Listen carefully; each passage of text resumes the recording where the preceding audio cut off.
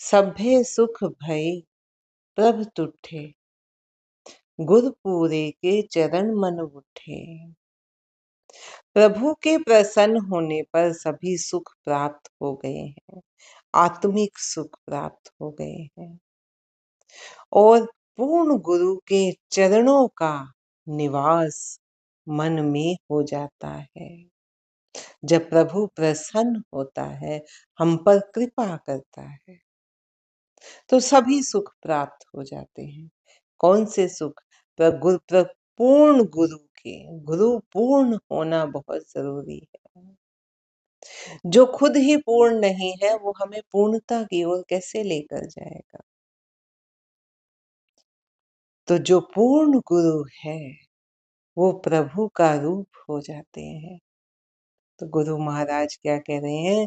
पूर्ण गुरु के चरणों का निवास मन में हो जाता है जब प्रभु प्रसन्न होता है। तो सहज समाध लगी लिव अंतर, सोरस सोई जाने जीव।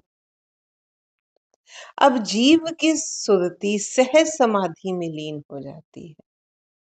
एक होती है कि सहज समाधि किसे कहते हैं? जो सहजता से अपने आप लगे। कुछ लोग हठ समाधि लगाते हैं कि मैं इतने घंटों तक एक टांग पर खड़ा रहूंगा, मैं इतने समय तक कोई भी त्याग करके, अन्न त्याग करके, इतने दिनों तक मैं अब ये व्रत धारण करता हूँ। ये शरीर को संयम करने के लिए होता है, आत्मा को संयम में लाने के लिए होता है। लेकिन गुरबानी में उस हठ तप की जगह सहज समाधि पर बल दिया गया है। ये वो अवस्था है जिसमें आप ही आप मन प्रभु नाम में टिक जाता है।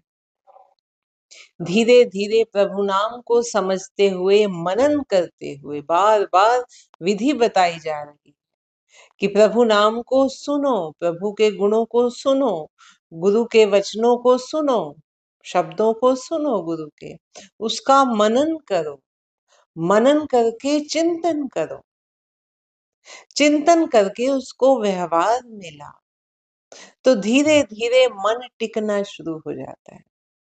फिर मन कहीं विचलित ना हो, अपनी अंतरात्मा में ही स्थिर रहे।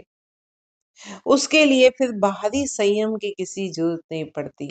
व्यक्ति स्वयं ही अंतरात्मा में स्थिर हो जाता है। फिर वो बाहर से कुछ भी कर्म करे, अंदर ध्यान उस